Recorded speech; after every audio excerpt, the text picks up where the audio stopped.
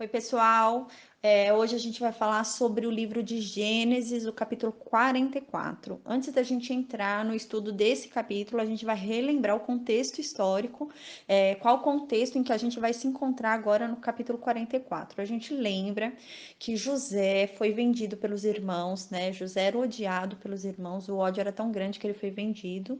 E a gente lembra que ele passou ali um período no Egito de 13 anos de sofrimento, né? Foram 13 anos complicados para José, entre escravidão e prisão. Ali era um local que se falava uma outra língua, não era a língua hebreia, então ele teve que aprender um novo idioma. A gente percebe que José era um homem muito inteligente, né? Um homem bom, de coração bom, pelas atitudes de José a gente percebe. Então a gente lembra que depois ele foi nomeado governador com 30 anos de idade, ele foi vendido com 17, nomeado governador com 30 anos de idade. Com 39 anos de idade, a gente lembra que ele reencontrou os irmãos dele. Então passaram 7 anos de fartura. Dentro desses 7 anos de fartura, a gente lembra que também houve prosperidade na vida de José, que ele veio a ter 2 filhos nesses 7 anos de fartura, e depois vieram os 2 anos de extrema fome. Aqui a gente lembra que quando ele teve, no período de fartura, o primeiro filho, Manassés, ele colocou o nome do filho de Manassés, que significa esquecimento, né?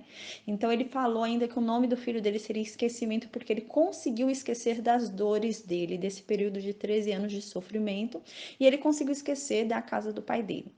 Porém, a gente viu que, na verdade, ele não havia sido curado, né? A gente esconder o nosso sofrimento, esconder a nossa lembrança, não significa ser curado. A cura que Deus nos proporciona é por meio da lembrança, ele não apaga a nossa memória, nós ainda temos lembrança daquilo que foi feito conosco. Porém, é uma cura que aquilo já não dói mais, né? A gente pode falar sobre aquilo sem doer. Então, é essa cura que Deus nos proporciona. E José não tinha essa cura. José achou que estava curado pelo fato de não lembrar mais daquilo, né? Então ele arquivou na caixinha dele de memórias aquela lembrança e procurava não mexer naquilo, deixava lá aquilo esquecido dentro da memória dele. Então ele não ficava trazendo à tona aquela lembrança. Realmente a gente sabe que os traumas são lembranças que quando voltam eles nos ocasionam dor. Então a gente fica escravo daquela dor, né? Toda vez que a gente lembra daquilo, toda vez que a gente traz à tona aquela lembrança, a gente sente dor novamente. É como se a gente sofresse 2, 3, 4, 5, 20 vezes pela mesma coisa, né? Então é um sofrimento que não para, é um sofrimento que é contínuo. Se a gente não trata esse trauma, se nós não permitimos que Deus trate esse trauma dentro de nós passamos décadas, podemos passar décadas com esse trauma. Então, acaba que a gente começa a sofrer várias vezes pela mesma coisa que já passou há décadas atrás. E é isso que acontecia com José. José não havia sido curado dos seus traumas. Então, quando José lembrava dos traumas, quando José confrontava aquilo que ele havia passado, ele não sabia lidar com aquele sentimento porque ainda doía. Então, a cura que Deus nos proporciona é lembrar daquilo que passou, porém a gente lembra com o coração tranquilo, a gente não lembra mais com dor, né? A gente consegue trabalhar tanto em cima do nosso trauma, Deus trabalha tanto em cima dos nossos traumas, que nós conseguimos falar daquilo que nós vivemos em dor, daquilo que foi doloroso pra gente, porém hoje a gente consegue falar sem sentir dor, a gente consegue até ensinar pessoas que estejam passando por algo parecido por meio do nosso aprendizado. É isso que Deus nos garante, né? E José ainda não estava nesse ponto. José, ele achou que a cura era esquecer, mas Deus não traz a cura por meio da amnésia, não traz a cura por meio do esquecimento. Deus trata os nossos traumas por meio de um processo interno, de dentro para fora a gente é curado e aquilo não dói mais. Mas a nossa memória ainda tá ali, né? A gente não vai esquecer o que aconteceu, a gente vai continuar lembrando o que aconteceu. Até porque a nossa história, o nosso passado faz parte de quem nós somos hoje. Então Deus não apaga isso, a gente lembra o que aconteceu. Porém, há um processo de cura ali onde a gente fala e aquilo já não dói mais, a gente não chora mais por aquilo, né? Então a gente viu que José não estava nesse estágio ainda, né? Então Deus vai trabalhar isso em José. José mostra muito, a história de José mostra muito pra gente, a gente lembra que José se tornou realmente um homem forte, né? Às vezes a pessoa é tão experimentada na dor, passa por tanta coisa, que ela se torna duro, se torna forte. Ela não tem outra escolha na vida senão ser forte, né? Então é isso que aconteceu na vida de José. Ele não teve outra escolha, ele teve que ser forte. Ele aprendeu a ser forte. Então ele era um homem muito forte. Porém, ele se tornou duro, né? Por quê? Porque ele não tinha sido curado. E a cura não é por meio da dureza. A cura que nós temos dos nossos traumas é por meio do perdão. E não há como liberar perdão com o coração duro. Então, ali, José estava com o coração dele peludo, o coração dele empedrado. Então, ele realmente não havia sido curado. Então, ele se tornou um homem forte que aguentava passar por qualquer coisa, mas duro. Ele se tornou um homem assim duro. Não duro no sentido de odioso, de vingança, de rancor, que a gente viu que ele tinha o poder. Ele tinha poder de vingar, ele tinha o poder de matar os irmãos. A gente viu que ele tinha esse poder na mão dele. Porém, ele não fez isso. A gente viu que o que havia ali em José era muita mágoa, né? Muito ressentimento. Então, isso precisava ser trabalhado. E o que que acontece? Uma pessoa que já passou por determinada coisa na sua vida, ele tem medo, quando ele não é curado daqueles traumas, ele tem medo que o trauma aconteça de novo. Então, uma pessoa que viveu algo traumatizante, quando ele vê que a situação está se encaminhando para aquilo acontecer de novo, ele já bloqueia, ele já trava, então ele já acha que vai acontecer de novo. A primeira lembrança dele vem aquele trauma. Então é o gatilho do trauma, ele acha que vai acontecer de novo. E é isso que acontece com José, né? Aquela coisa que gato escaldado, né? Tem medo de água fria. José é assim. O que que acontece? José, ele teve o trauma de ser vendido por quem ele menos. Ele foi como se fosse, né, ele foi esfaqueado, né, porque da onde menos esperava, né, ele recebeu o golpe pelas costas de onde menos ele imaginava que fosse vir. Então José jamais imaginou que os irmãos dele quisessem matá-lo, jamais imaginou que os irmãos dele quisessem vendê-lo. Então realmente veio o golpe da onde menos esperava José. Então, o trauma de José foi muito grande. Então, o que que acontece? O que que José pensou? José pensou que quando ele viu ali o gatilho da lembrança dele, a lembrança voltou. Então, a lembrança voltou e ele achou que o trauma aconteceu de novo. Porque o que que acontece? Quando os irmãos, a gente viu no capítulo anterior, os irmãos desceram nos capítulos anteriores a gente viu que os irmãos desceram para comprar mantimento lá no Egito. Porém, foram só 10 irmãos. Benjamim não foi. Então, José estranhou, como que só 10 irmãos vieram e Benjamim, porque Benjamim não veio? Porque a gente lembra que na época de José, José era o mais querido de todos os filhos, né? O mais amado. Porém, José tinha livre acesso, tinha o caminho livre. A gente viu que Jacó deixava José andar livremente. Tanto que a gente lembra que os irmãos estavam apacentando as ovelhas em Siquém, os gados em Siquém, e Jacó mandou que José fosse sozinho atrás dos irmãos. Então José deixava que, José não, Jacó deixava que José andasse tranquilamente sozinho.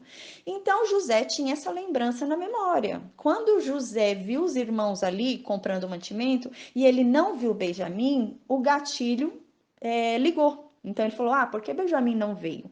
Porque na época dele ele teria ido. Jacó certamente teria mandado José com os irmãos, porque José ele saía de casa. Porém, agora era uma situação diferente para Jacó, né? Jacó havia perdido José. Então, todo o zelo, todo o amor que Jacó tinha por José, a gente viu que Jacó agora transferiu para Benjamim.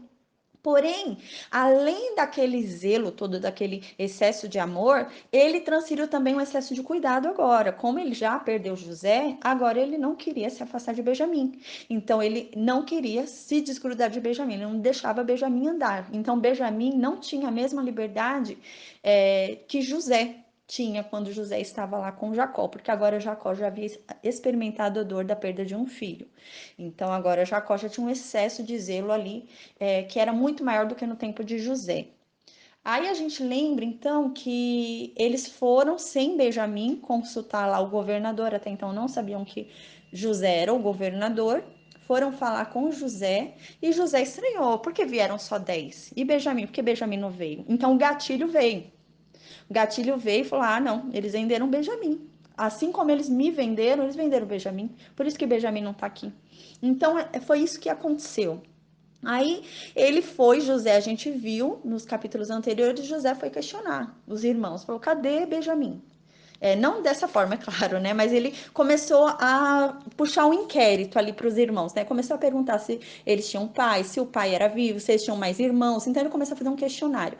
Até que os 10 homens, ali os 10 irmãos de José, que até então não sabiam que era José quem falava, porque José falava por meio de um intérprete. José falava com eles na língua egípcia e eles falavam na língua hebreia. Então havia um intérprete entre os dois, a gente viu. Então, José começou a questionar, porque José achou estranho Benjamim não estar ali, né? Então os irmãos começaram a falar, a gente lembra que os irmãos falaram, não, Benjamim tá em casa, né? A gente tem um irmão mais novo, mas ele tá lá na casa, nossa casa com o nosso pai. Então a gente lembra que isso pareceu estranho aos ouvidos de José. José falou: ah, é desculpa deles, é mentira. Eu só vou acreditar vendo agora. Diante do que eles fizeram comigo, eu só acredito vendo, né? Então a gente viu que José realmente tinha um receio ali de ter acontecido mais uma vez a história que ocorreu com ele. Então a gente viu que ele resolveu prender um dos irmãos ali, né? Primeiro ele queria prender, a gente viu, primeiro ele queria prender os 9 e deixar apenas um voltar, né? Porém, depois de 3 dias ali dos irmãos presos, ele se acalmou, o coração dele se tranquilizou, ele conseguiu soltar 9 irmãos e prender apenas um. A gente viu que ele prendeu Simeão, né? Provavelmente o Simeão foi o mais incitador de violência ali. Provavelmente o Simeão foi o mais ardiloso ali no evento de José, que a gente viu até que José prendeu Simeão na frente dos irmãos dele, né? Não fez questão de ter esse cuidado, os irmãos viram realmente a aspereza ali na frente deles. Então a gente lembra que foram presos e José falou: ó, vocês vão agora voltar ao pai de vocês com alimento. José ainda deu alimento para eles, né? E eles foram embora sem saber que era José, né? E ainda sobre a acusação de serem espias, né? Espiões ali da terra. Então a gente lembra que eles foram embora para Canaã, voltaram para a casa do pai deles, Jacó, e avisaram tudo isso a Jacó. Falaram para Jacó que realmente Jacó precisava deixar que Benjamim voltasse com eles, senão eles não voltariam mais para aquele lugar para ver a face do governador, porque o governador foi muito áspero com eles. Então a gente lembra que Jacó não queria deixar eles irem, não queria de forma alguma deixar com que eles voltassem com Benjamim, com medo de perder Benjamim. Então agora a gente viu no capítulo anterior que depois acabou esse mantimento que eles haviam levado. A fome chegou, estava grave, né? Estava num estado muito grave lá em Canaã, né? A gente viu, né? Que a gente chegou a falar na aula passada, que a gente vai estudar, né? No livro de Reis, haverá um tempo que a fome vai ser tão grande em Israel, infelizmente, que as famílias chegarão a matar assim os filhos para comer, né? Então é uma situação. Eles já tinham comido os animais, já tinham comido tudo que tinha para comer e começam a comer as crianças. Então, quando a Bíblia fala que era um estado grave de fome ali em Canaã, era assim, era nesse estado grave de fome de Canaã, era algo terrível de fome ali em Canaã. Então, realmente agora, Jacó vai e fala, vocês têm que descer e têm que buscar mais mantimento, né? A gente tinha visto que Jacó falou que eles precisavam buscar mais mantimento. A gente viu que Judá, então, veio e deu uma garantia a Jacó, né? Deu a garantia da palavra dele. Diferente de Rubem, né? Rubem quis dar a garantia dos filhos, porém a garantia de um homem experimentado na dor como Judá, que havia perdido os filhos, também é diferente, né? Você prometer retornar um filho sabendo o que é a dor de perder um filho. Judá tinha isso experimentado em si. Então a gente viu que Jacó então seguiu os conselhos de Judá, até porque Judá disse: de nada vai adiantar prender Benjamim aqui, porque prendendo Benjamim aqui, ele também vai morrer de fome. Então, se ele ficar, ele vai morrer de fome. Se ele for conosco, tem uma chance de nós sairmos de lá vivos, né? De Benjamim voltar para você. Então, a gente lembra desse contexto. Lembra que Jacó concordou com Judá e deixou Benjamim ir. Então a gente lembra que Benjamim e os irmãos foram os 11 até lá, os 11 chegaram e foram almoçar com José. A gente lembra também que eles se perturbaram, ficaram com bastante medo ali, né, diante da situação ali, achando que eles iam ser feitos de escravos. Então a gente lembra disso. E então eles foram realmente e voltaram lá até a terra do Egito com Benjamim. Então a gente lembra que eles voltaram até a terra do Egito com Benjamim. E nisso José se alegrou em ver o irmão e chamou eles para um almoço. A gente lembra que depois do susto, passado o susto, eles vendo que eles não iam ser feitos escravos ali, eles até beberam com José, já estavam totalmente animados ali no final do capítulo anterior. Então aquele medo já havia passado, né? Porém, a gente lembra, né, como a gente viu o capítulo anterior, né, José ainda não estava satisfeito.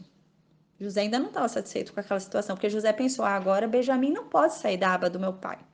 Então, às vezes, não venderam, não mataram Benjamim por falta de oportunidade. Então, só não fizeram com Benjamim o que fizeram comigo porque não tiveram oportunidade. Então, José ainda precisava de uma prova que realmente eles haviam mudado, porque o fato de Benjamim estar ali não era uma prova, porque ao que parecia, Jacó não deixava Benjamim sair. Então, não tinha oportunidade. Não apareceu oportunidade para que os irmãos fizessem o que fizeram com José. A gente vê também, aprende na história de José algo muito importante, né? José nos ensina que quando nós sabemos quem somos, quando nós entendemos quem nós somos, não importa onde nos coloquem e não importa o que digam da gente, que não vai nos atingir. E José tinha isso, né? José sabia quem ele era. Então, mesmo diante ele estava como escravo, mas não agia como escravo, porque ele sabia que não era um escravo. Ele estava preso, mas ele não agia como um preso, porque ele sabia que não era um preso. Então, José, ele sabia a identidade dele, ele sabia quem ele era, né? Então, quando a gente reconhece quem a gente é, quando a gente sabe quem a gente não importa o que os outros digam, que não vai nos afetar, né? Não importa o que a vizinha diga a teu respeito, não vai te afetar, porque você sabe a sua identidade, você sabe quem você é. E a Bíblia é muito importante nisso, porque a Bíblia revela quem nós somos. E quando a gente descobre quem a gente não há depressão, não há o que digam, não há o que pensem, não há situação que faça a gente esquecer a nossa identidade, porque a Bíblia revela a nossa identidade, né? Quando a gente percebe quem a gente realmente nada nos atinge. E é isso que José nos ensina. José nos ensina isso muito bem com a história dele, né? Então, agora a gente vai entrar no capítulo 44. Agora no estudo mesmo já de cada versículo. No versículo 1 do capítulo 44 diz, né? Lembrando depois desse contexto todo histórico, agora a gente lembra que os irmãos no final do capítulo anterior haviam bebido ali com José, conversando com José mediante um intérprete, né? Claro. E eles beberam, riam, então eles acharam que estava tudo ótimo, tudo havia sido recuperado, estava tudo bem, né? Então agora a gente vai ver que eles dormiram lá. Então a situação estava tão boa, mas tão boa que eles até dormiram na casa do governador. Então com certeza eles acordaram e falaram: nossa, nossa situação mudou, né? Agora a gente é amigo íntimo do governador, né? Então agora a gente está no auge, né? Então eles acordaram confiantes, acordaram felizes, né? Então a gente vai ver que agora a história muda, porque José precisa ainda testá-los, né? Então José precisa ter certeza que realmente eles não querem fazer com o Benjamim o que fizeram com ele. Então José vai propiciar para eles a oportunidade, vai dar para eles a oportunidade deles se livrarem de Benjamim. Então, no versículo 1, e José ordenou ao administrador da sua casa, dizendo: encha os sacos dos homens com alimento, tanto quanto eles puderem carregar, e põe o dinheiro de cada homem na boca de seu saco. Então a gente vê que de manhã, quando eles acordaram, eles iam embora. Aí José foi e falou antes com o mordomo ali da sua casa, o chefe ali da sua casa, né, que cuidava ali da parte da administração da casa dele. O governador foi e falou: olha, você enche o saco de todos eles. Porém, a gente observa uma coisa: José pediu para que enchesse o saco, não de acordo com o que eles pagaram, mas até onde aguentasse o saco e até onde aguentasse os jumentos carregarem. Então, a gente já vê aqui uma demonstração clara da bondade de José, né? Então, José foi bondoso bastante ali para dar além do que eles haviam comprado, até o limite de que eles pudessem carregar para que todos tivessem uma alimentação.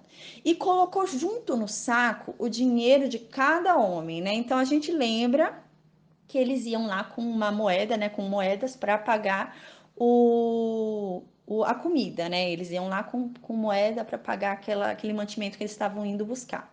Então agora eles foram lá com a moeda e agora mais uma vez José manda que coloque de novo aquele dinheiro dentro do saco.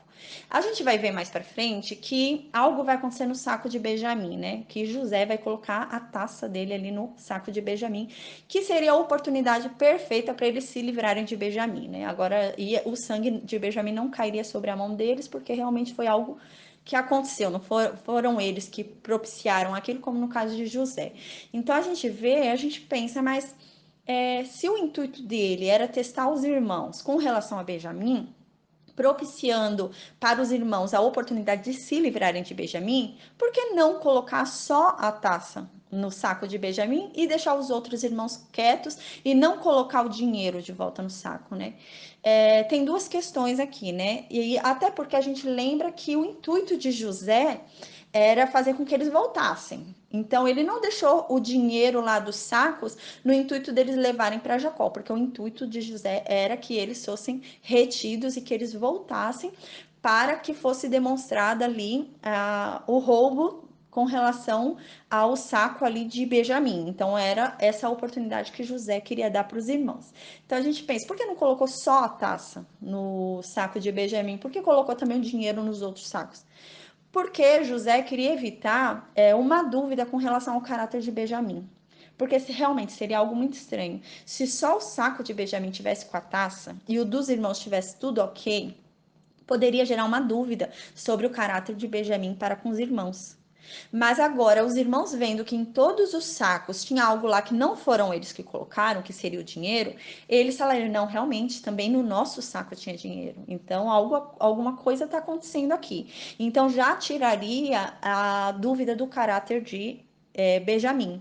Então, provavelmente foi esse o intuito de José, colocar o dinheiro em cada saco, porque de qualquer forma, eles não iam até a casa de Jacó, porque a gente vai ver mais para frente agora que o intuito de José era pegar eles ali no final na saída ali, saindo do Egito, pegar eles ali e trazer de volta, para confrontar ali Benjamim, pegar Benjamim como escravo. Esse era o intuito de José.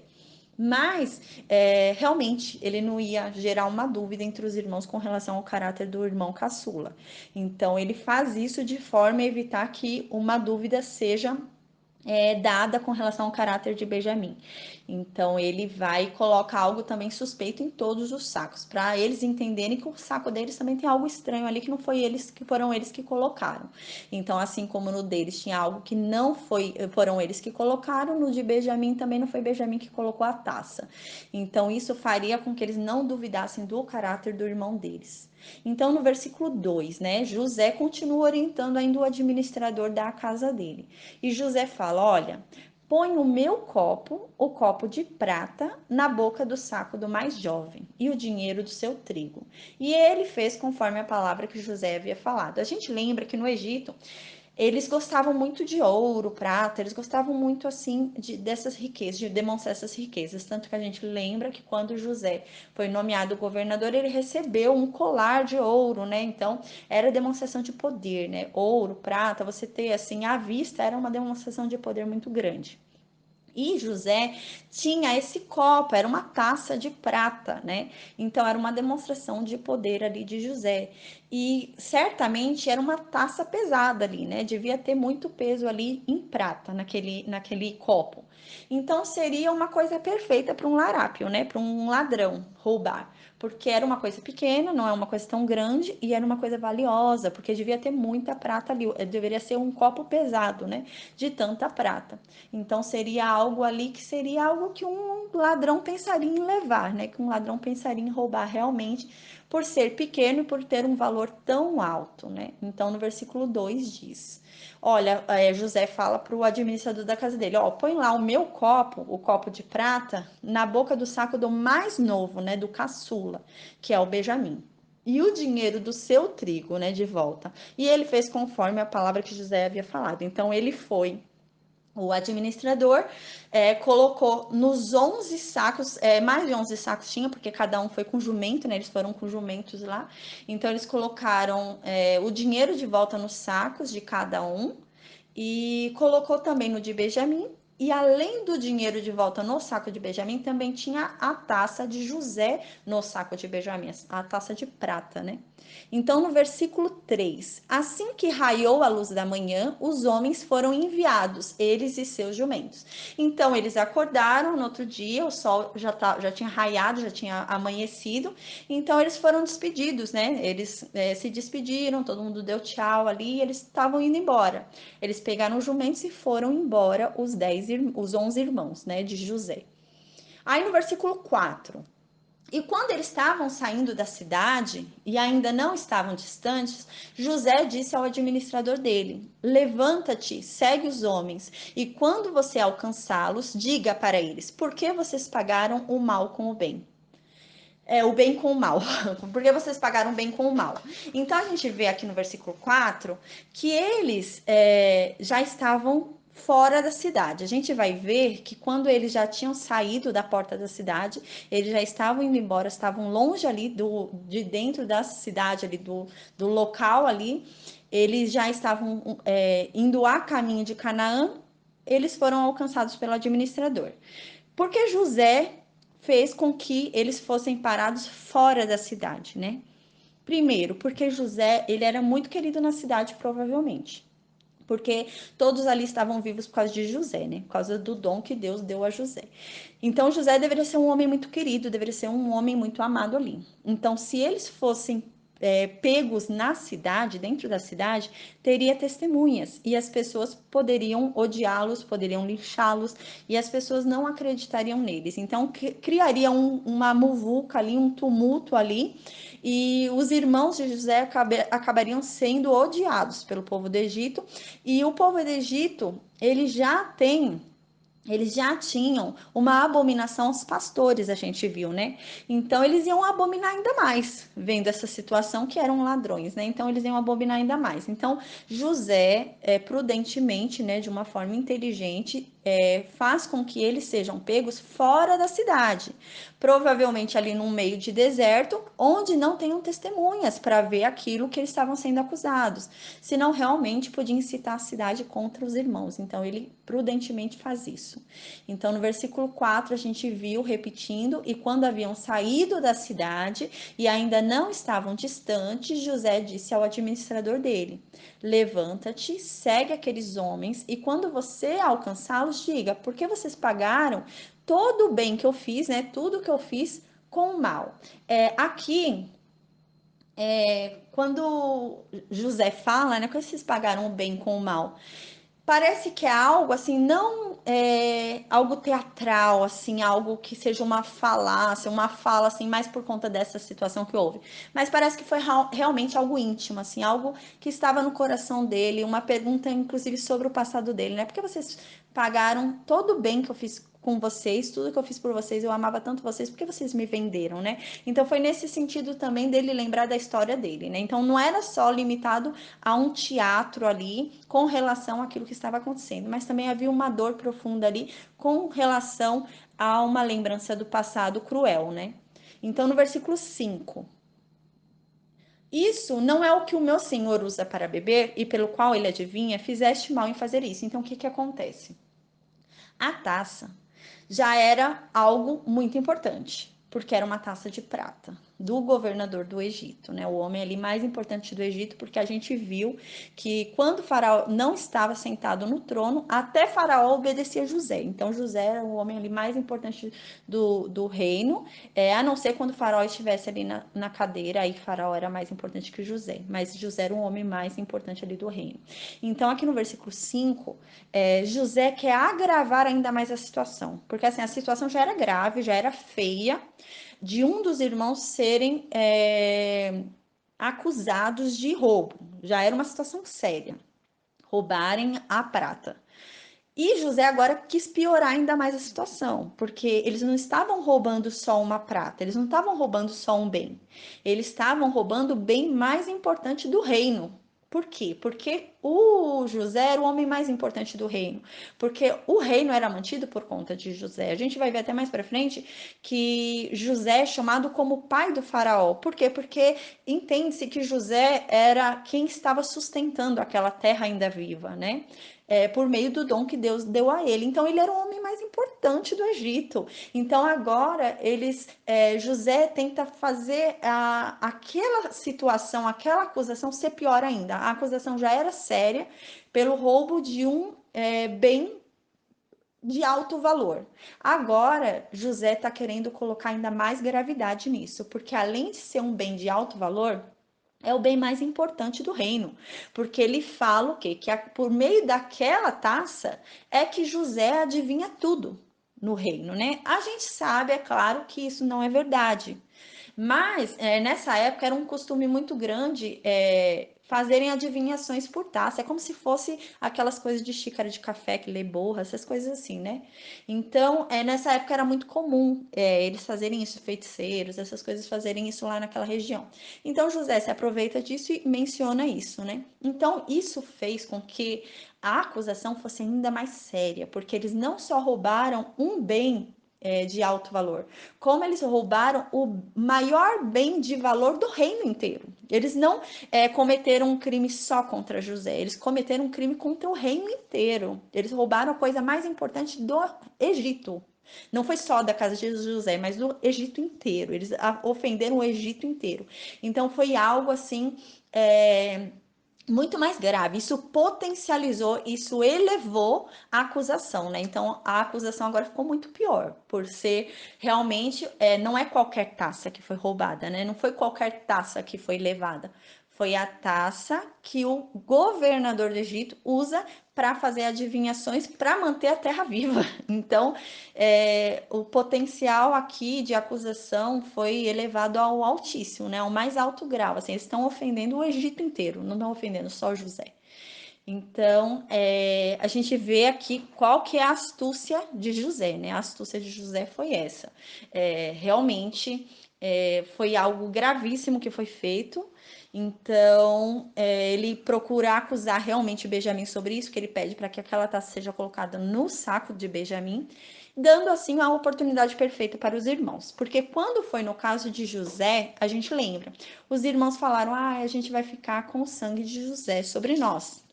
E a gente lembra também que agora, devido a todos esses embates que vêm acontecendo com o governador do Egito, eles começam a falar: Deus encontrou os nossos pecados, Deus descobriu o que a gente fez de errado e agora Deus está castigando a gente. Então, eles agora falam: ah, Deus está cobrando da gente o sangue de José. Então, José fala o que? Então eu vou dar a oportunidade perfeita para eles. Eu vou dar uma oportunidade que eles vão conseguir se livrar de Benjamim e que o sangue de Benjamim não vai recair sobre eles, porque eles não estão tendo culpa.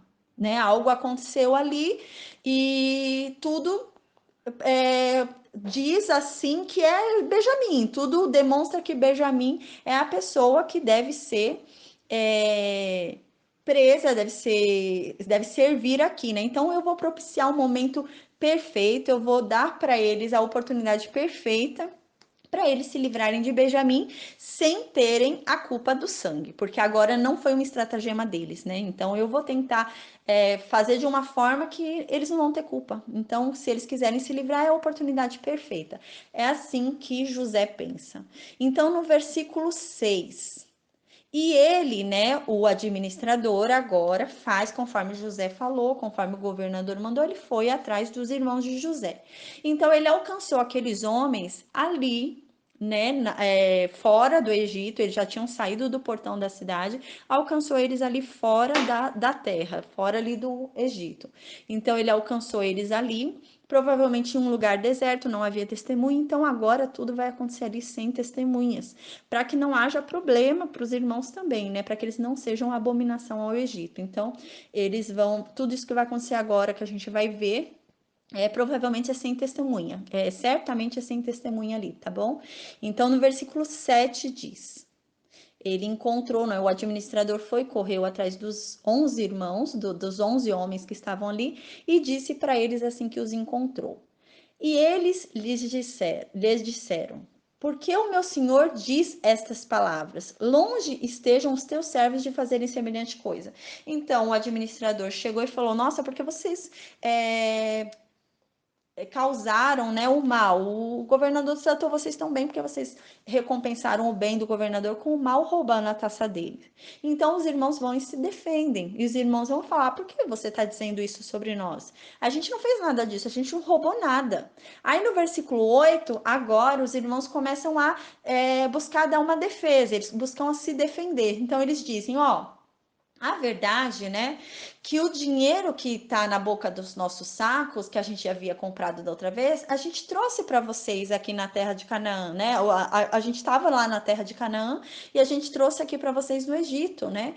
E como que agora a gente ia roubar prata ou ouro? Então aqui eles falam, no versículo 8, eu vou ler exatamente o versículo 8 e vou explicar o que eles querem dizer.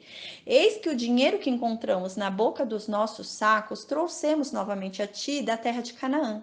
Como então nós roubaríamos da casa de teu senhor prata ou ouro? A gente lembra no capítulo anterior que fala que em Canaã estava uma fome grave. Ou seja, Canaã tinha uma fome pior do que nos outros lugares, era muito grave. Era uma fome assim absurda. Do jeito que a gente falou sobre reis, né? Então deveria ser uma fome muito séria.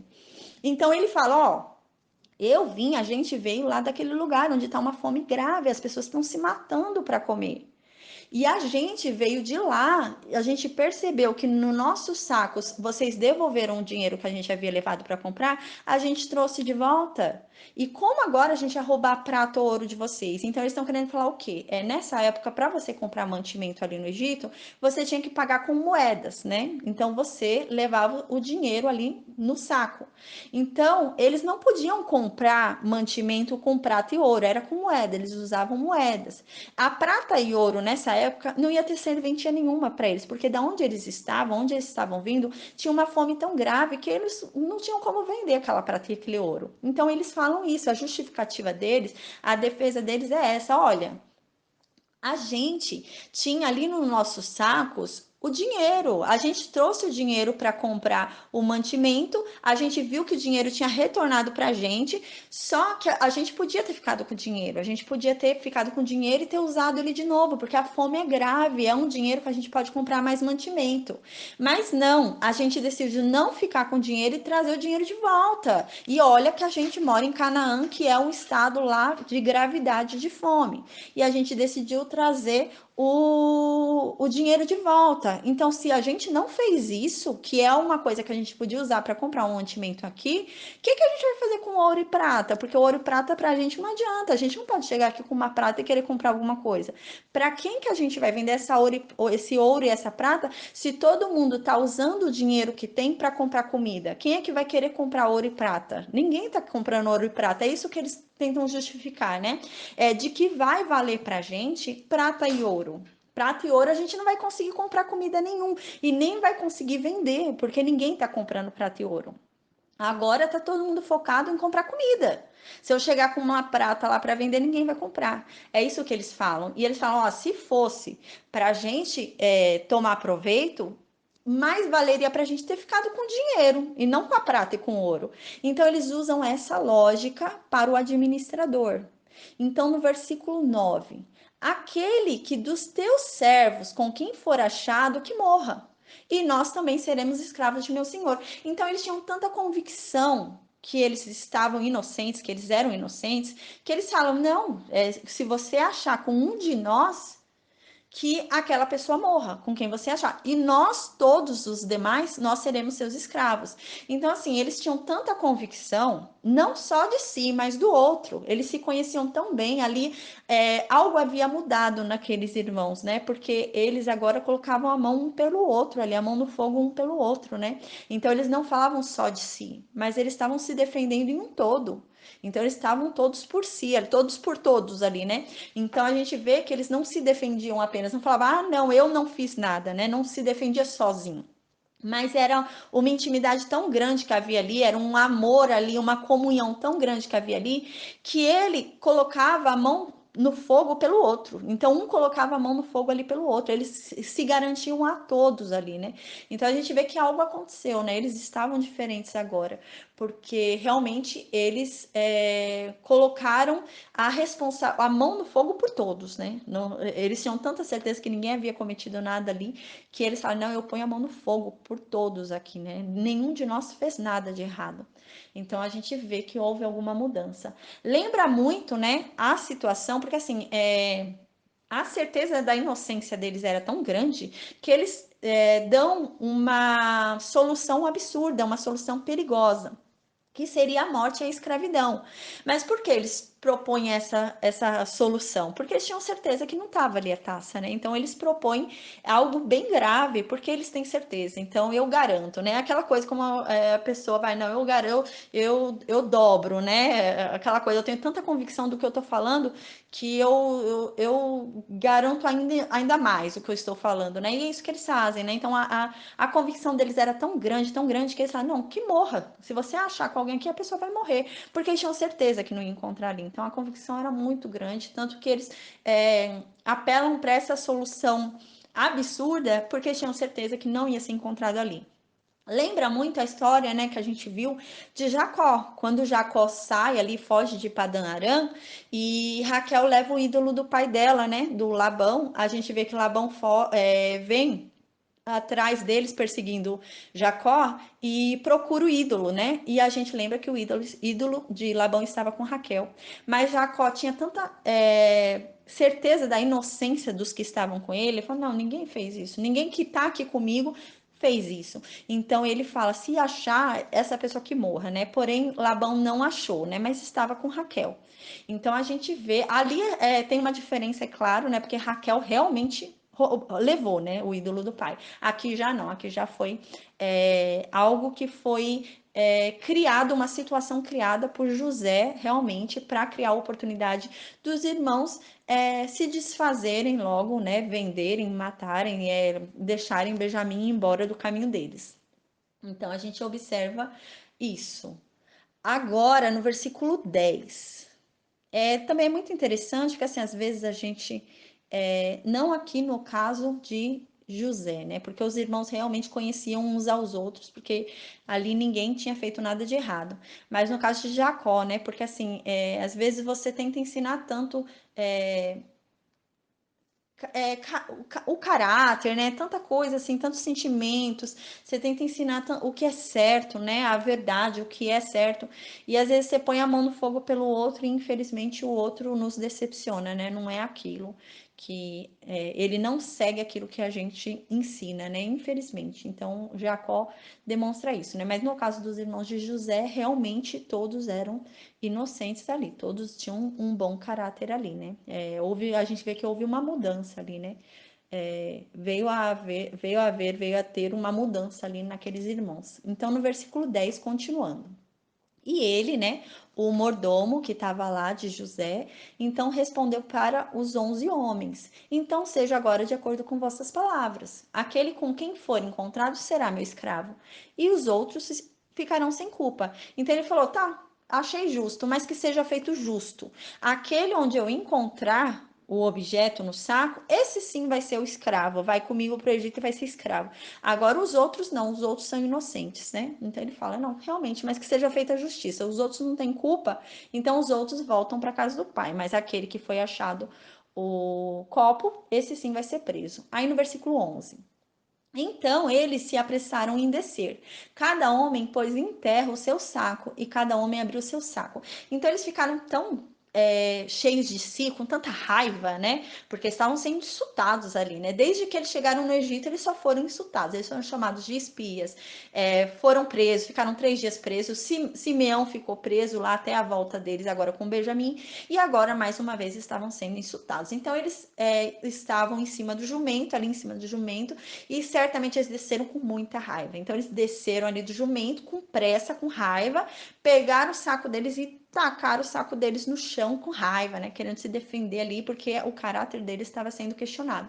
E eles começaram a abrir o saco deles ali, indignados com aquela humilhação que eles estavam passando. Aí no versículo 12 diz: e aquele mordomo, né, de José, do governador, chegou nos sacos que os 11 irmãos haviam aberto e começou a procurar ali nos sacos. Ele começou pelo mais velho e veio vindo por ordem até chegar ao caçula. Então, imagina a tortura, né? Ele começou pelo saco do mais velho, foram 10 sacos até chegar no 11º, que é o do caçula. E ali os irmãos viram certamente, com certeza, ali que tinha o dinheiro ali, né? Devem ter ficado apreendidos, devem ter ficado com receio quando viram dinheiro ali, mas como eles viram que nada aconteceu, nada foi falado com relação ao dinheiro, acho que eles ficaram mais tranquilos. Mas mesmo assim ainda temiam, porque viam que alguma coisa ali estava estranha, estava querendo virar para eles. Mas com certeza até o 10º saco eles estavam ali ainda confiantes, né? Mas quando chegou no saco de Benjamim, aí a taça foi encontrada, né? Aí desmoronou. Aí eles viram realmente que algo tinha acontecido. Então, no versículo 13, então eles rasgaram as suas vestes, né? Quando eles rasgam as vestes, né? Quando a gente lembra que quando os hebreus rasgam as vestes, significa uma grande angústia, né? Que estão vivendo uma grande angústia. E ali foi um momento de grande angústia, porque eles sabiam que algo ruim ia acontecer. Não tinha como achar aquela taça ali dentro do saco de Benjamim e tudo ficar bem. Então eles sabiam que algo terrível estava para acontecer. Então, no versículo 13, continuando, diz: E carregaram, né, cada homem os seus jumentos e voltaram à cidade, voltaram ao Egito, né? Então, o que que eles fizeram? A gente lembra que eles já tinham saído do portão, já estavam em um lugar mais deserto, mais tranquilo, sem testemunha ali, aconteceu aquilo. Né, aquela acusação. Então começou ali a vasculhar os sacos, no de Benjamim encontrou a taça. Quando eles perceberam que realmente a taça estava ali, rasgaram as roupas, né? E vieram para o julgamento. Então eles voltaram, colocaram os sacos de novo em cima dos jumentos e voltaram para o Egito, para a casa de José, para receber o julgamento de José, né? Porque algo agora deveria ser feito, né? Porque eles estavam errados. Então, no versículo 14: E Judá e seus irmãos vieram à casa de José, pois ele ainda estava ali. Ainda, quando fala que José ainda estava ali, né, significa que ele ainda não tinha saído para trabalhar, né, porque José, ele era um homem importante ali no Egito, então ele saía para trabalhar. A gente viu que ele trabalhava à frente ali para resolver com relação à entrega de mantimentos, né, ele fazia a fronteira ali da região de Canaã. Então, aqui a gente vê que ele ainda não havia saído para trabalhar José, e aqui no versículo 14, no início, a gente vê que fala e Judá e seus irmãos.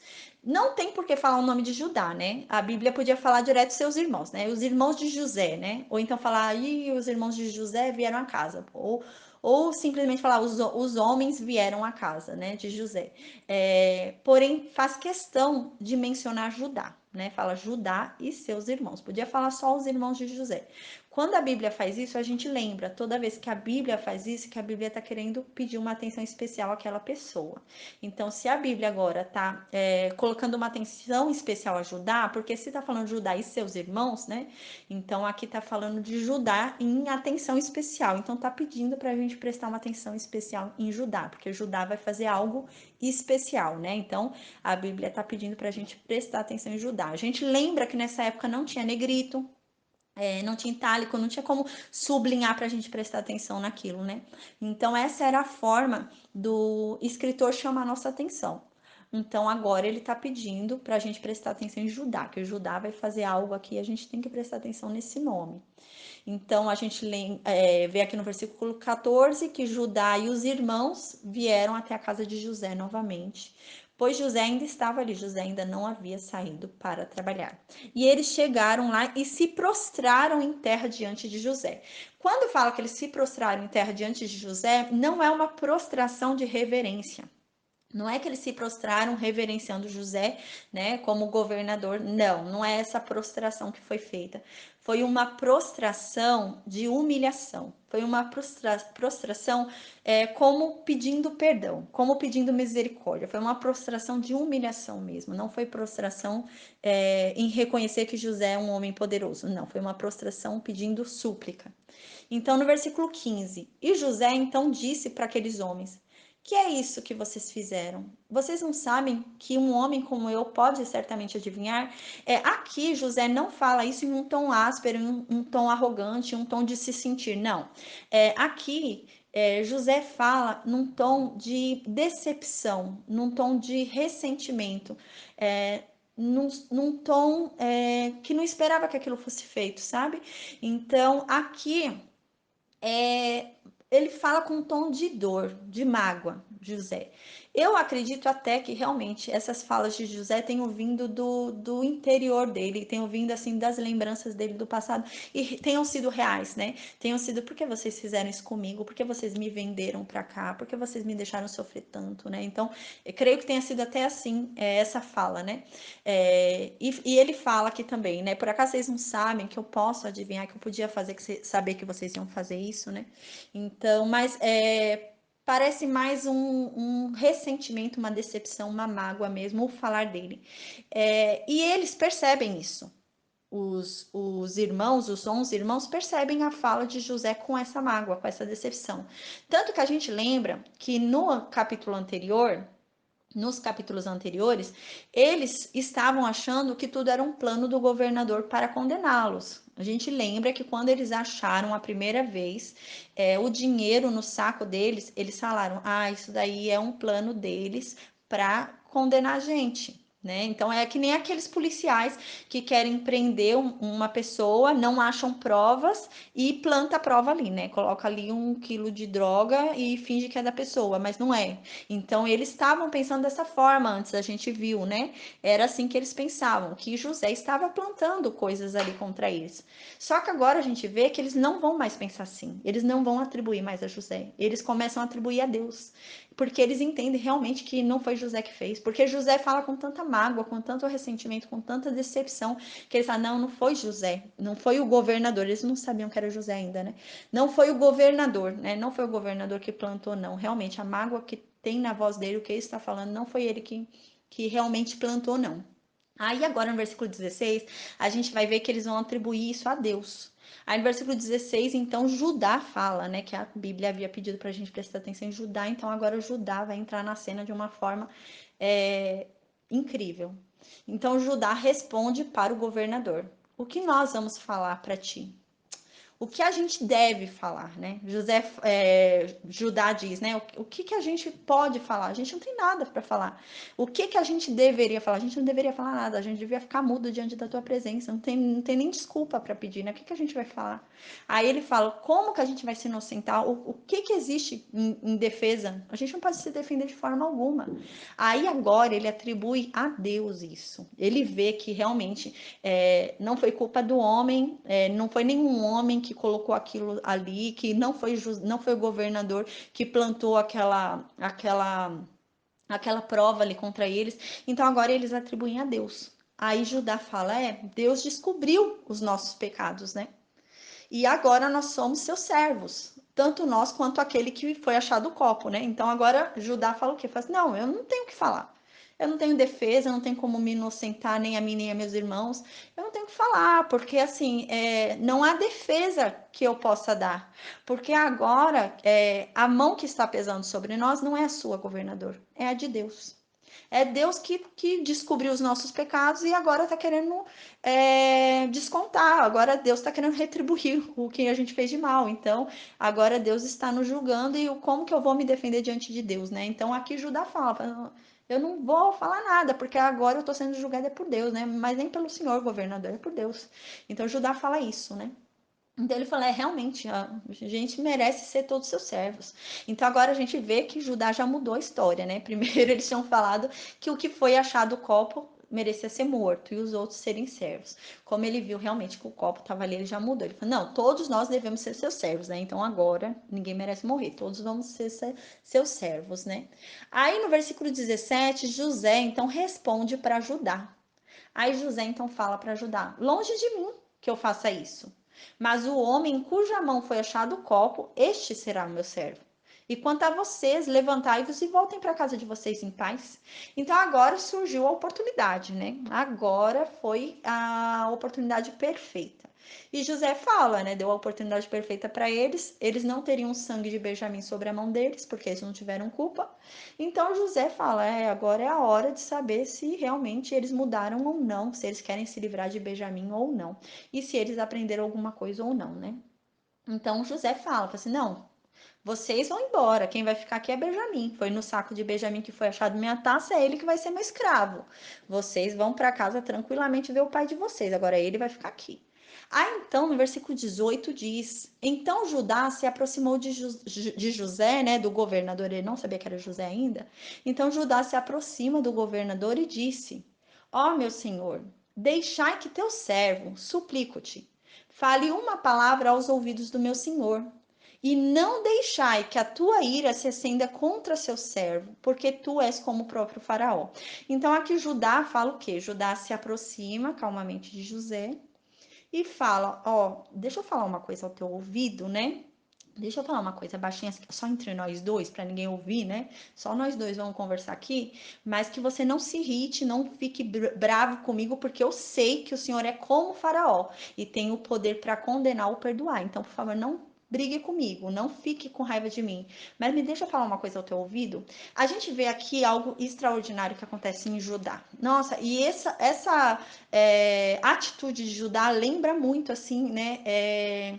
A história, né, que vem de Judá, né? Porque Jesus Cristo descende de Judá. E a gente vê que incrível agora o que Judá vai fazer e como se relaciona assim com o que Jesus Cristo vem fazer também. É muito incrível o que Judá faz. Judá mudou muito, a gente observa. Então, aqui Judá fala, que quer falar aos ouvidos de José. A gente percebe que Judá, porque assim, Judá agora a gente vai ver, Judá vai tomar uma atitude incrível. Mas Judá, ele vai tomar essa atitude sozinho com José. Se fosse outra pessoa, a pessoa, para se aparecer, às vezes para se aparecer, fala ali no meio dos irmãos, no meio de todo mundo, mas na esperança de ser salvo por alguém, né? De alguém falar, não faça isso, não tente isso. Mas a gente vê que Judá não. Judá tem tanta convicção do que ele quer que ele fala, não, eu vou falar ali com você em separado, para ninguém tentar me impedir de fazer isso, né? Então a gente vê quão incrível, né? é a é a determinação de Judá, né, em resolver. Judá está tão determinado que Judá pede para falar em particular com José, né? Claro, por meio do intérprete, que a gente lembra que José ainda não estava falando hebraico, José ainda está escondendo quem ele é, José ainda não quer se revelar. Então José ainda fala na língua egípcia e o Judá fala na língua hebraica, então eles usam o intérprete. Mas Judá pede para falar a sós com José, né? Ou ali em um canto, né? E à parte, para que os outros não ouçam, né? Então, no versículo 19: Meu senhor perguntou a seus servos, dizendo: Tens ainda um pai ou um irmão? Né? Então, aqui Judá vai começar a relembrar o inquérito de José. Então, Judá começa a relembrar. Lembra que quando a gente veio aqui, o senhor começou a fazer um monte de inquérito sobre a minha família? Você perguntou se a gente tinha um pai, se a gente tinha um irmão, né? Aí no versículo 20, Judá continua falando. E nós dissemos ao Senhor, né? E nós respondemos ao governador: Sim, nós temos um pai. Ele já é velho, né? E ele tem um filho da sua velhice. Um filho pequeno, né? Aqui na Bíblia fala um filho pequeno, um filho caçula. Só que a gente viu, né? A gente lembra nos estudos anteriores que ele não é um menino. A impressão que dá é que um menininho, né? Não é. Benjamin já é um homem aqui. A gente lembra que Benjamin já é um homem, Benjamin já tem 20 e poucos anos, no mínimo 25 anos Benjamin já tem aqui, e Benjamin já é pai, então assim, não é nessa situação. É que os hebreus, ele tem uma atenção assim para o caçula. Eles chamam o caçula como se fosse pequenino mesmo, porque é o filho mais novo. Mas assim, ele já não era um menininho, né? A gente lembra disso. E aqui no versículo 20, continuando. E o seu irmão, né? O irmão de Benjamim, que é José, está morto. E só ele foi deixado da sua mãe, que é Raquel, né? Então, e o seu pai o ama. Então, a gente viu que todo o amor que Jacó tinha por José, ele agora transferiu para Benjamim, né? Então, no versículo 21, e tu, né, o governador Judá continua falando ainda, né?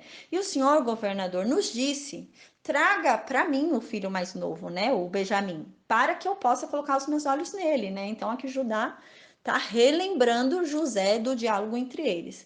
E no versículo 22, Judá continua falando ainda para o governador. Então nós respondemos ao Senhor: o rapaz não pode deixar seu pai, pois se ele deixar seu pai morre. Então aqui Judá já fala, né? Olha, não tem condições, eles são intimamente ligados. Tem uma conexão entre eles que um não pode se apartar do outro, porque se Benjamim se aparta do meu pai morre. Aí no versículo 23. E o Senhor disse aos teus servos, né? E o Senhor nos disse, né? Falando para o governador ainda Judá: se o vosso irmão mais jovem não vier, vocês não vão ver mais a minha face. Então, no versículo 24. E aconteceu que quando nós subimos ao teu servo, o meu pai, dissemos-lhes as palavras do meu senhor. E no versículo 25, e o nosso pai disse: ide novamente e comprai-nos um pouco de alimento. Então agora a gente vai ver que Judá começa a apelar para a condição do pai dele. Porque a gente lembra que o José, o governador, perguntava muito sobre esse homem, né? E parecia que havia um certo carinho ali ao saber sobre esse homem. Então ele perguntava muito sobre Jacó, perguntava muito sobre a saúde de Jacó. Então Judá, percebendo isso, que o governador tinha um certo apreço pelo ancião, né? Então ele começa a usar isso, né? Para ver se de certa forma ele consegue convencer José. Então ele usa esse apreço que parece que José havia demonstrado pelo pai deles. Então ele começa a falar sobre o pai deles, né? De forma a tentar falar para José, já que José estava tão preocupado, o governador se mostrava tão preocupado em saber se o ancião ainda vivia, se o ancião tinha saúde. Então ele fala: olha, você estava tão preocupado com a saúde, se ele ainda vivia, que assim, eu quero deixar claro que se o Benjamin ficar, o ancião vai morrer, porque eles estão conectados, eles estão ligados intimamente. Então Judá apela para isso, né? Ele tenta apelar para isso. Só que a gente vai ver que Judá ele não tenta eximir a condenação. Ele vai dizer que a condenação é justa, que alguém merece ser escravo do governador. Só que ele vai pedir para que não seja Benjamim. Então a gente vai ver agora no versículo 26, continuando. E dissemos então, né, para o nosso pai. Quando o pai mandou eles voltarem, eles falaram então para o pai deles. Eles ainda, Judá ainda contando para o governador: olha, nós não podemos descer, pai, porque se o nosso irmão mais jovem, né, o Benjamim, não descer com a gente não vai descer, porque a gente não pode ver a face daquele homem, né? Quando Judá fala daquele homem, não é no sentido daquele homem desprezando, né? Mas significa como um grande homem, daquele grande homem, né? A gente não vai ver a face daquele grande homem se o Benjamim não vier conosco, pai. Eu só vou descer se o Benjamim vier conosco. Se o Benjamim não vier conosco, nós não vamos. Então, no versículo 27, e teu servo, meu pai, nos disse, né? Então ele continua falando para José, para o governador, fala, ó, governador, e o teu servo, o nosso pai, o ancião que o senhor pergunta tanto, ele nos respondeu: sabeis que minha esposa me deu 2 filhos, né, a Raquel, e um se foi de mim. E eu disse: ele certamente foi despedaçado, e eu não ouvi desde então. Então imagina José ouvindo isso, né? Ele ali, sabendo o que aconteceu e ouvindo que o pai dele pensava isso a respeito dele, né? Que o pai dele pensava que ele havia sido despedaçado por uma fera. E ele ali ouvindo isso, né? Os irmãos não sabiam que ele ouvia em hebraico, né? Então o intérprete falando com ele, mas ele estava ouvindo tudo que eles falavam em hebraico. Aí no versículo 29, e se tirardes também estes de mim, e um mal acontecer a ele, levarei meus cabelos grisalhos com tristeza à sepultura. Então é que a gente lembra, né? A gente tinha visto, né? A alma de Jacó estava tão ligada à alma de Benjamim que se Benjamim fosse levado, Jacó ia ser levado logo depois também. Lembra muito aquelas pessoas que morrem de amor, né? A pessoa vive muito tempo com outra pessoa e a pessoa morre logo depois também, porque morreu de amor, né? A falta daquela pessoa é tão grande que você morre de tristeza, morre de amor, e é isso que Jacó quer dizer, né? Existem pessoas assim que são casadas há muito tempo, né? Ou tem alguém de um grande apreço na vida delas, e essa pessoa morre 2, 3 meses depois, a pessoa morre também. Por conta da tristeza de ter perdido aquele ente, né? Por ter perdido aquela pessoa. Então, aquela tristeza o leva, né? Então, é isso que Jacó quer dizer, que eles querem dizer, né? Que Jacó, se Benjamim morrer, se Benjamim não tiver mais com Jacó, Jacó vai ser levado à morte por conta da tristeza, né? Ele não vai conseguir viver ali sem Benjamim. Então, no versículo 30. Agora, pois, quando eu for a teu servo, o meu pai, e o rapaz não estiver conosco, visto que a sua vida está atada com a vida dele, versículo 31, acontecerá, quando ele vir que o rapaz não está conosco, ele vai morrer. E os teus servos levarão com tristeza à sepultura os cabelos grisalhos de teu servo, nosso pai. Então aqui ele fala, né? Fala assim, ó, eu tenho certeza. Se a gente voltar para casa sem Benjamim, meu pai vai morrer. Meu pai é intimamente ligado ao Benjamim. A vida dele depende da vida de Benjamim. Se Benjamim morre, meu pai morre também. Eles são totalmente ligados. Ele não sabe viver sem Benjamim. E se nosso pai morrer por conta disso, a gente vai levar com muita tristeza nosso pai à sepultura, porque a gente sabe que ele só está morrendo por causa disso. Porque não é a hora do nosso pai, né? Mas eu sei que se acontecer isso, nosso pai vai morrer agora, né? Então ele fala aí, ele apela para isso. Como ele viu que José tinha um apreço muito grande pelo Jacó, então ele começa a apelar à vida de Jacó, né? Ele quer dizer para José, ó, você não tinha um apreço, parecia que você tinha um carinho até pelo nosso pai, por ser ancião, tudo, você tinha um carinho muito grande por ele. Então eu quero te dizer que se você deixar Benjamim aqui, você não vai estar arrancando só uma pessoa dessa família, você vai estar arrancando duas. Duas pessoas vão morrer nessa família, Benjamim e Jacó, porque meu pai vai morrer junto também de desgosto, de amargura, de tristeza, né? Então Judá está querendo dizer isso para o governador. Então, no versículo 32, porquanto teu servo, né, se tornou fiador do rapaz diante do meu pai, dizendo: se eu não o trouxer a ti, então eu levarei a culpa diante do meu pai para sempre. Então agora Judá começa a falar: olha, diante disso, desse amor todo que tem, eu me tornei fiador perante o meu pai, eu prometi para o meu pai. Meu pai só deixou Benjamim vir aqui porque eu prometi que Benjamim ia voltar. Então eu tô responsável, eu tenho responsabilidade e eu não vou aceitar isso. Eu não vou aceitar que eu volte sem Benjamim, porque eu me pus como fiador. Eu me pus à frente de que se qualquer coisa fosse acontecer com o Benjamim, eu daria minha vida pela vida de Benjamim. Eu me colocaria no lugar da vida de Benjamim, né? Então aqui Judá fala isso. Então no versículo 33, agora pois suplico-te, deixa o teu servo ficar no lugar do rapaz, como servo para o meu senhor, e deixa o rapaz subir com seus irmãos. A gente vê então que Judá, ele não tenta livrar da culpa, ele não tenta falar para José perdoar eles. Não, ele não fala porque ele sabe que não tem perdão, não tem desculpa, que realmente um deles tem que pagar.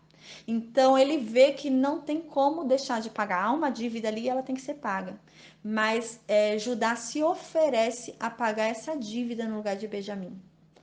Nossa, é difícil imaginar isso. Judá tem consciência de que o pai dele ama mais a Benjamim. E ele, mesmo ele sabendo disso, ele sabe que o pai dele ama mais a Benjamim, então ele prefere dar a vida dele pela vida de Benjamim. Então ele prefere que ele morra, que ele sofra, que ele pague a pena por Benjamim, mas que Benjamim seja restituído ao pai. Gente, isso é incrível, isso é incrível, isso nos lembra assim profundamente o que Cristo fez. Nossa, é incrível. Judá, assim, com essa passagem, esse capítulo é extraordinário. Porque nos lembra o que Cristo fez por nós. Porque a gente sabe, né, que o plano original, Deus nos fez no plano original sem pecados. Nós éramos livres, né? Totalmente livres no plano original. Filhos de Deus tinham uma comunhão com Deus e com o pecado nós perdemos essa comunhão com Deus, né? Foi perdida essa comunhão com Deus por meio do pecado. Então, com o pecado, o que que acontece? Deus nos fez no plano original para governarmos, né? Para nós governarmos. Nós éramos livres, nós governávamos. Quando houve o pecado, nós passamos o governo para Satanás. E nós ficamos com uma dívida com Satanás. Então a gente teve uma dívida com Satanás, que seria a morte espiritual e a morte física. E a gente perdeu a ligação com Deus. Então alguém precisava morrer. Tinha que morrer, alguém tinha que morrer. Então a gente vê que Jesus Cristo veio e morreu por nós. Jesus Cristo veio e se sacrificou por nós para que nós fôssemos livres e voltássemos ao Pai. Nossa, é incrível. É o que Judá fez aqui, sabe? Judá está se oferecendo no lugar de Benjamim para que Benjamim seja restituído ao Pai. E foi o que Jesus Cristo fez por nós. Jesus Cristo pagou a nossa conta e nos tornou livres e nos uniu ao Pai, né? Nos deixou voltar ao Pai, porque nós não estávamos com o Pai.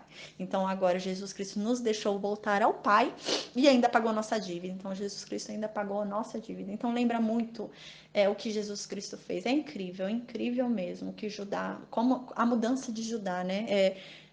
Como Judá faz, a capacidade de Judá fazer isso, né? A entrega de Judá, né? Uma entrega assim incrível. E agora Judá fala assim, ó, deixa eu ficar no lugar de Benjamim, deixa ele ir embora com os meus irmãos e deixa que eu seja seu escravo. Então ele se permite, né, ser escravizado no lugar do irmão, ser humilhado no lugar do irmão, ser açoitado no lugar do irmão. Nossa, Judá, ele se permite morrer no lugar do irmão, porque um tempo de escravo não era um tempo muito longo. Uma vida escrava não era um tempo muito longo, tanto que eles achavam que José já havia morrido, porque realmente os escravos morriam cedo. Então, nossa, ele fala: deixa eu ficar no lugar do meu irmão. Então, é uma entrega que não tem como a gente contabilizar, não tem como a gente imaginar uma entrega dessa. É uma entrega incrível. E foi a entrega que Jesus Cristo fez por nós, né? É algo incrível, é apaixonante. Aí no versículo 34. Como, pois, então, né, Judá continua falando, como é que eu vou subir para o meu pai se Benjamim não estiver comigo? Porque, porventura, eu não vejo o mal que virá sobre o meu pai. Então, Judá fala, né, Judá fala, eu não vou, como que eu vou, com que cara eu vou subir para o meu pai sem Benjamim? Sendo que eu prometi para o meu pai que eu seria o pagador da dívida dele. Qualquer coisa que acontecesse, qualquer problema que acontecesse com Benjamim, eu me pus como fiador. E como agora eu vou subir e falar que eu não me lancei como fiador no lugar dele? Ai, gente, é incrível, é demais, assim, a postura de Judá, né? Não é à toa que diante desse contexto aqui, dele que descende Jesus Cristo, né? É algo incrível, esse homem mudou muito, é extraordinária a mudança desse homem que a gente percebe. Então aqui ele fala: olha, eu não vou aguentar ver mais uma vez o mal que vai vir sobre o meu pai em perder mais um filho. E aqui você vê que é um homem experimentado, porque Judá, a gente lembra que perdeu 2 filhos, né? Ele sabe o que é a dor de perder um filho. Então, e ele sabe o amor que o pai dele tem para com o Benjamim, né? E ele fala: não, eu não vou aguentar ver meu pai sofrer, né? Então não tem como a gente imaginar o que Judá fez, né? Porque ele faz algo em nome de alguém que ele sabia que era preferido no lugar dele, né? Era um lugar que é mais elevado. Benjamim tinha um lugar mais elevado na afeição do pai dele do que ele mesmo. E ele se coloca por essa pessoa.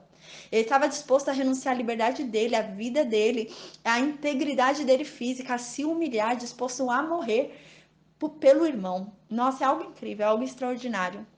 Então, hoje a gente encerra aqui a aula do capítulo 44 e a gente vai estudar, então, na próxima aula, o capítulo 45, que é incrível também, que é incrível, é extraordinário, porque agora José se rende. José se rende ao perdão, José se rende ao perdão, José consegue se livrar daquele trauma do passado e consegue soltar tudo que está dentro dele, tudo que está preso durante décadas, né? Já são 22 anos, durante décadas, ele consegue soltar tudo agora e consegue perdoar os irmãos. É incrível, o capítulo 45 também é um capítulo extraordinário. Então eu aguardo vocês no estudo do capítulo 45, tá bom? Então até a próxima aula.